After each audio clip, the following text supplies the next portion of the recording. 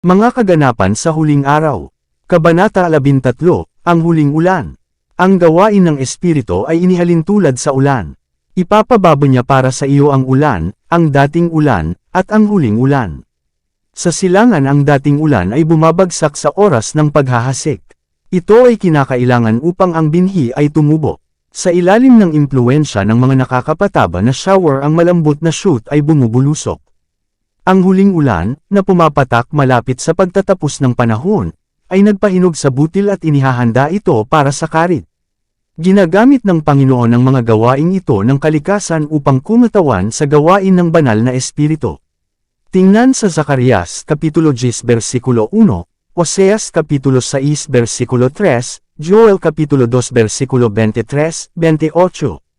Kung paanong ang hamog at ang ulan ay ibinibigay muna upang tumubo ang binhi, at pagkatapos ay pahinugan ang pag-aani, gayon din ang banal na Espiritu ay ibinigay upang isulong, mula sa isang yugto patungo sa isa pa, ang proseso ng espiritual na paglago. Ang pagkahinog ng butil ay kumakatawan sa pagkumpleto ng gawain ng biyaya ng Diyos sa kaluluwa. Sa pamamagitan ng kapangyarihan ng banal na Espiritu ang moral na larawan ng Diyos ay dapat maging perpekto sa pagkatao. Tayo ay dapat naganap na magbago sa pagkakahawig ni Kristo. Ang huling ulan, ang paghinog ng ani ng lupa, ay kumakatawan sa espiritual na biyaya na naghahanda sa simbahan para sa pagdating ng anak ng tao.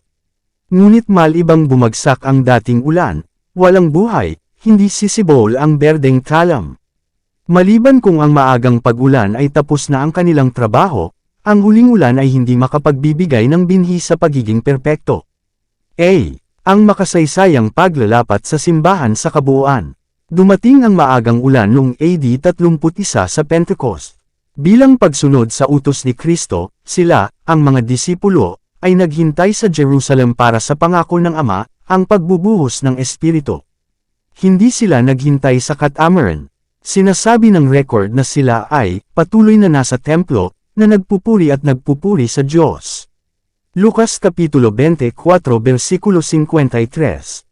Habang hinihintay ng mga alagad ang katuparan ng pangako, ibinaba nila ang kanilang mga puso sa tunay na pagsisisi at ipinagtapat ang kanilang kawalan ng pananampalataya. Ang mga alagad ay nanalangin ng may matinding think time na karapat-dapat na makipagkita sa mga tao at sa kanilang pang-araw-araw na pakikipagtalik na magsalita ng mga salita na aakay sa mga makasalanan, kay Kristo. Inalis ang lahat ng pagkakaiba, ang lahat ng pagnanais para sa kataas-taasang kapangyarihan, sila ay naging malapit ng magkasama sa Kristiyanong pagsasama. Ito ay pagkatapos na ang mga disipulo ay dumating sa ganap na pagkakaisa, nang sila ay hindi na nagsusumikap para sa pinakamataas na lugar, na ang Espiritu ay ibinuhos. Ang pagbubuhos ng Espiritu noong panahon ng mga apostol ay ang simula ng maaga, o dating, ulan, at maluwalhati ang resulta. Hanggang sa katapusan ng panahon ng presensya ng Espiritu ay upang manatili sa tunay na simbahan. Mga bunga ng maagang ulan sa Pentecost sa ilalim ng impluwensya ng Espiritu, ang mga salita ng pagsisisi at pagtatapat ay may halong mga awit ng papuri para sa mga kasalanang pinatawad. Libo-libo ang nagbalik loob sa isang araw. Ang banal na Espiritu, nagbigay daan sa kanila na magsalita ng matatas na wika na hindi pa nila nakikilala noon pa man. Ginawa ng banal na Espiritu para sa kanila ang hindi nila magagawa para sa kanilang sarili sa buong buhay nila. Ang kanilang mga puso ay napuno ng kabutihang loob, napakalalim, napakalawak, na nagtulak sa kanila na pumunta sa mga dulo ng mundo, na nagpapatutuo sa kapangyarihan ni Kristo. Ano ang resulta ng pagbubuhos ng Espiritu sa araw ng Pentecost? Ang masayang balita ng isang muling nabuhay na tagapagligtas ay dinala sa pinakadulong bahagi ng tinatahanang mundo. Nakita ng simbahan ang mga nagbalik loob na dumagsa sa kanya mula sa lahat ng direksyon. Ang mga tumalikod ay muling napagbagong loob. Ang ambisyon ng mga mananampalataya ay ihayag ang pagkakahawig ng katangian ni Kristo at gumawa para sa pagpapalaki ng kanyang kaharian. Ang pangako ng huling ulan. Ang pagbubuhos ng Espiritu noong panahon ng mga apostol ay, ang dating ulan, at maluwalhati ang resulta. Ngunit ang huling ulan ay magiging mas masagana. Sa malapit na pagtatapos ng pag-aani sa lupa, isang espesyal na pagkakaloob ng espiritual na biyaya ang ipinangako upang ihanda ang simbahan para sa pagdating ng anak ng tao. Ang pagbubuhos na ito ng Espiritu ay inihalin tulad sa pagbagsak ng huling ulan. Bago ang huling pagdalaw ng mga paghatol ng Diyos sa lupa ay magkakaroon sa gitna ng mga tao ng Panginoon ng gayong muling pagkabuhay ng sinaunang kabanalan na hindi pa nasaksihan mula noong panahon ng mga apostol. Ang Espiritu at kapangyarihan ng Diyos ay ibubuhos sa kanyang mga anak. Ang gawain ay magiging katulad ng sa araw ng Pentecost, kung paanong ang dating ulan ay ibinigay sa pagbubuhos ng banal na Espiritu sa pagbubukas ng Ebanghelyo, upang maging sanhi ng pagsibol ng mahalagang binhi. Gayon din ang huling ulan ay ibibigay sa pagtatapos nito para sa paghinog ng ani. Ang huling ulan ay magbubunga ng malakas na sigaw sa panahong iyon. Ang huling ulan o ang pagpapaginhawa mula sa presensya ng Panginoon ay darating upang magbigay ng kapangyarihan sa malakas na tinig ng ikatlong anghel at ihanda ang mga banal na tumayo sa panahon kung kailan ibubuhos ang 7 huling salot palabas. Narinig ko ang mga nakasuot ng baluti na nagsasalita ng katotohanan ng may dakilang kapangyarihan. Nagkaroon ito ng epekto. Tinanong ko kung ano ang gumawa ng malaking pagbabagong ito. Sumagot ang isang anghel, ito ang huling ulan, ang kaganhawahan mula sa harapan ng Panginoon, ang malakas na sigaw ng ikatlong anghel. B. Ang personal na aplikasyon sa individual na mga Kristiyano. Ang maagang ulan ay nagbubunga ng conversion, ang huling ulan ay nagbuo ng isang katangiang katulad ni Kristo. Sa anumang punto sa aming karanasan ay hindi namin maaaring ibigay ang tulong na nagbibigay daan sa amin upang gawin ang unang pagsisimula. Ang mga biyayang natanggap sa ilalim ng dating ulan ay kailangan natin hanggang sa wakas. Habang hinahanap natin ang Diyos para sa banal na Espiritu, ito ay gagawa sa atin ng kaamuan, kabab ang loob ng pag-iisip, isang mulat na pag-asa sa Diyos para sa perpektong huling ulan. Hinahangad ng banal na Espiritu na manatili sa bawat kaluluwa. Kung ito ay tinatanggap bilang isang marangal na panauhin, ang mga tumatanggap nito ay magiging ganap kay Kristo. Ang mabuting gawaing sinimulan ay matatapos, ang mga banal na kaisipan, makalangit na pagmamahal, at mga pagkilos na tulad ng kay Kristo ay hahalili sa maruming kaisipan, masasamang damdamin, at mapanghimagsik na gawa. Maaaring mayroon tayong sukat ng Espiritu ng Diyos, ngunit sa pamamagitan ng panalangin at pananampalataya ay patuloy tayong maghahangad ng higit pa sa Espiritu. Ito ay hindi kailanman magagawa upang itigil ang aming mga pagsisikap. Kung hindi tayo umuunlad, kung hindi natin ilalagay ang ating sarili sa isang saloobin na tanggapin ang una at ang huling ulan, mawawala ang ating mga kaluluwa, at ang responsibilidad ay nasa ating sariling pintuan. Ang mga pagpupulong ng simbahan, tulad ng sa mga pagpupulong sa kampo, mga pagtitipon ng tahanan ng simbahan, at lahat ng pagkakataon kung saan may personal na paggawa para sa mga kaluluwa, ay mga itinalagang pagkakataon ng Diyos sa pagbibigay ng maaga at huling ulan. Kapag ang daan ay inihanda para sa Espiritu ng Diyos, ang pagpapala ay darating.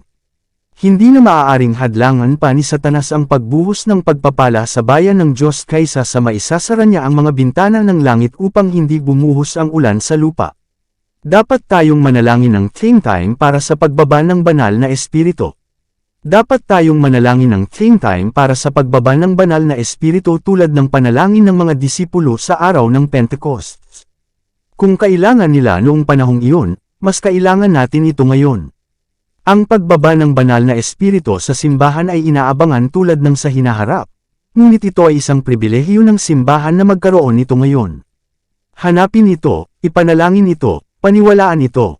Dapat ay mayroon tayo nito, at naghihintay ang langit na ipagkaloob ito. Ang sukat ng banal na Espiritu na natatanggap natin ay magiging sukat sa sukat ng ating pagnanais at ang pananampalataya na ginamit para dito, at ang gagamitin natin sa liwanag at kaalaman na ibibigay sa atin. Hindi tayo handang guluhin ang Panginoon sa ating mga kahilingan, at hilingin sa Kanya ang kaloob ng banal na Espiritu. Nais ng Panginoon na guluhin natin siya sa bagay na ito.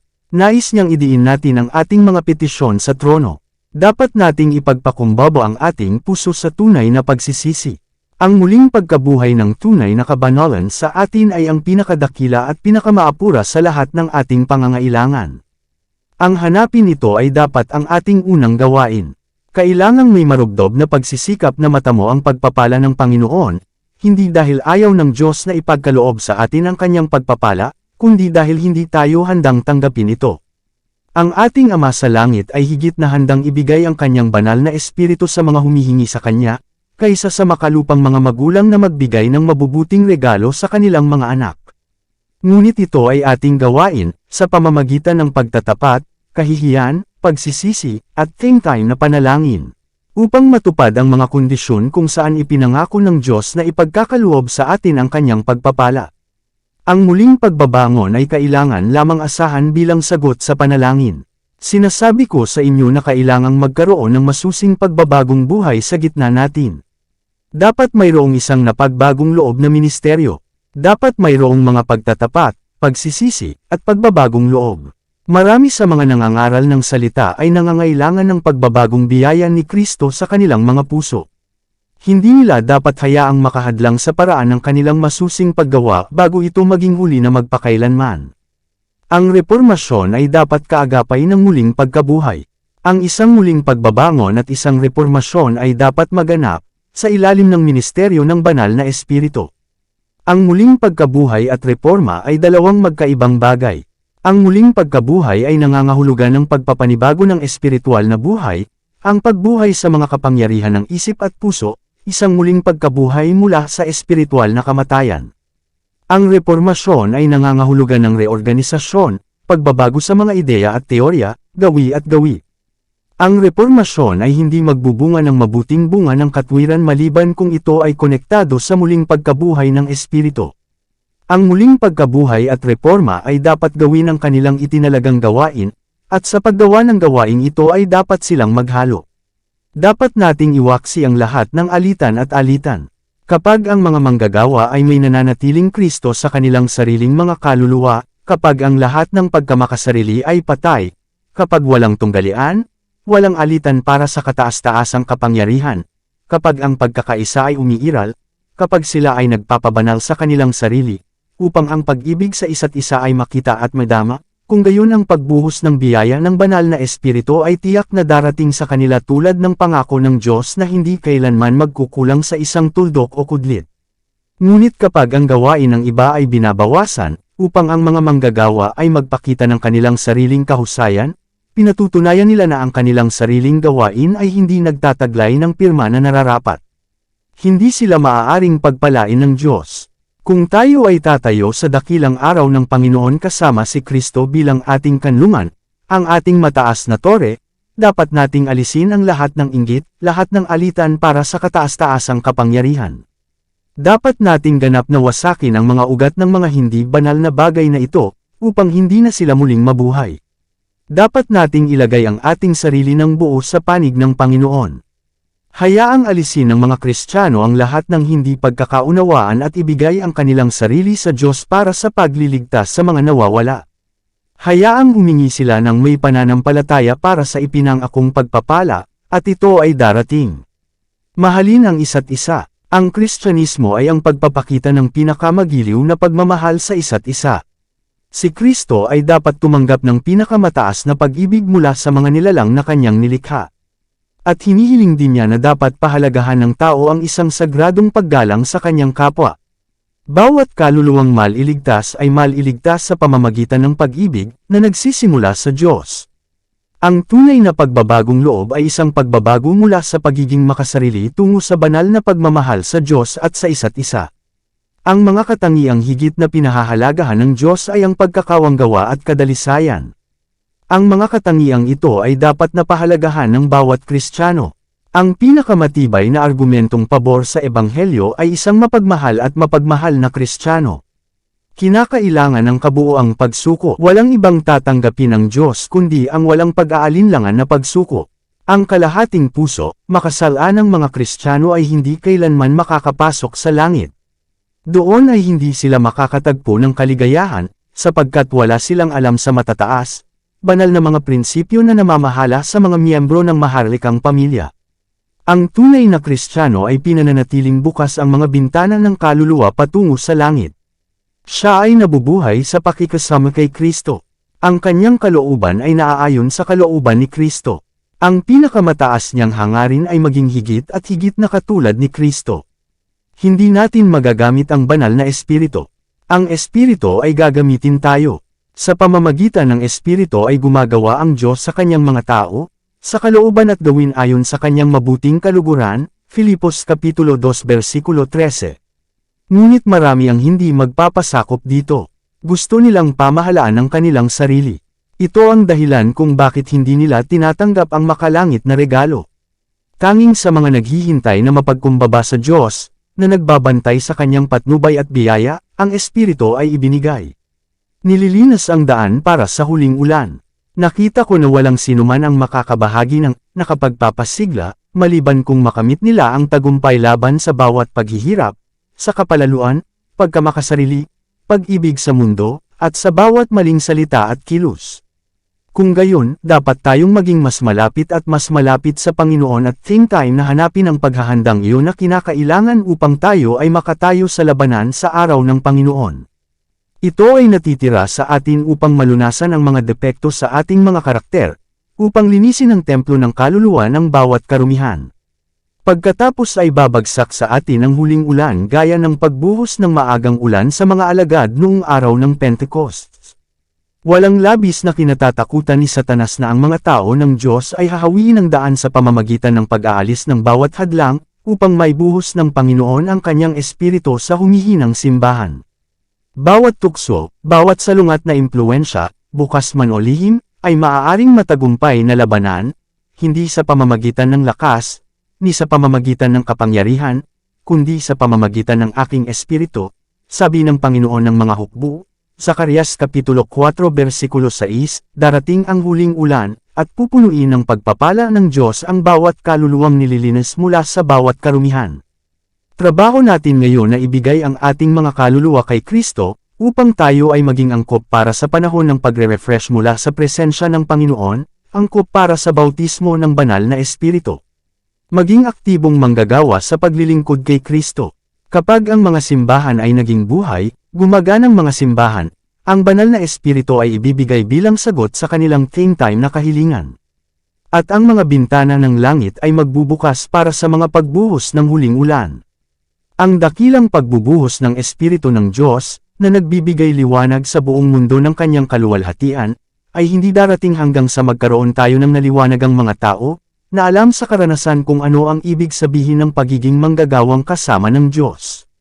Kapag mayroon tayong buong pusong pagtatalaga sa paglilingkod kay Kristo, makikilala ng Diyos ang katotohanan sa pamamagitan ng pagbuhos ng kanyang espiritu ng walang sukat, ngunit hindi ito mangyayari habang ang pinakamalaking bahagi ng simbahan ay hindi mga manggagawang kasama ng Diyos.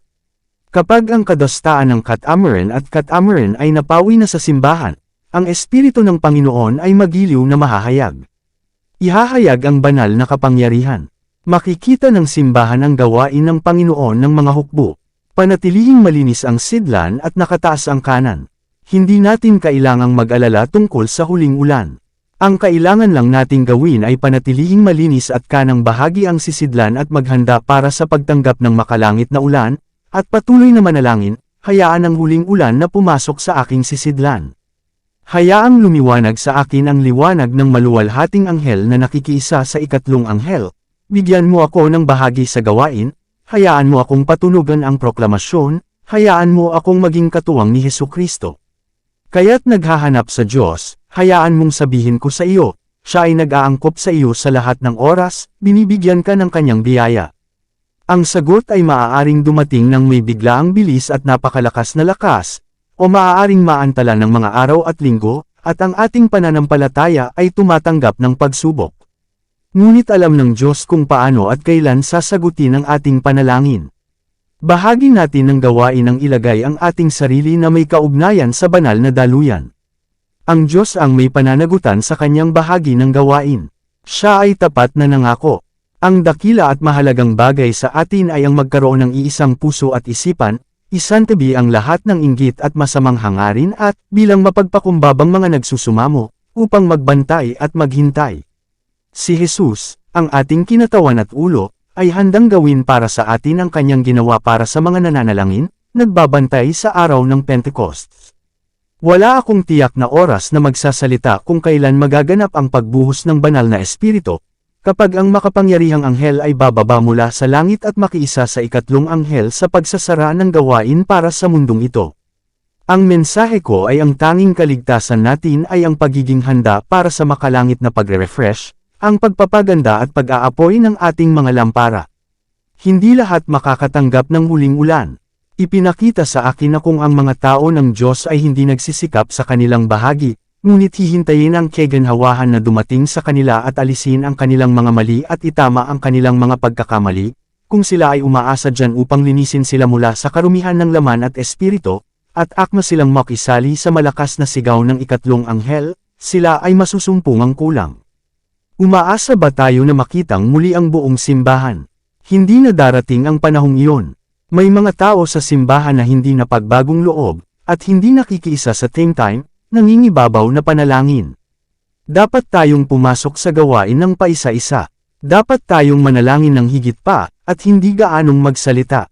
Makatitiyak tayo na kapag ibinuhos ang banal na espiritu, hindi makikita o mauunawaan ng mga hindi nakatanggap at nagpahalaga sa maagang ulan ang halaga ng huling ulan. Tanging ang mga namumuhay ayon sa liwanag na mayroon sila ang tatanggap ng higit na liwanag, maliban kung araw-araw tayong sumusulong sa halimbawa ng aktibong Kristiyanong mga birtud, hindi natin makikilala ang mga pagpapakita ng banal na espiritu sa huling ulan. Maaring ito ay nahuhulog sa mga puso sa ating paligid. Ngunit hindi natin ito makikilala o matatanggap, yaong mga hindi gumagawa ng desididong pagsisikap, ngunit naghihintay lamang sa banal na espiritu na pilitin silang kumilos, ay mamamatay sa kadiliman. Hindi ka dapat maupo at walang ginagawa sa gawain ng Diyos. Dito nagtatapos ang Kabanata 13, para updated ka sa susunod na mga kabanata ay huwag kalimutang mag-subscribe sa ating channel Renilab TV, mag-like na at mag-share sa ating mga video. Maraming salamat po.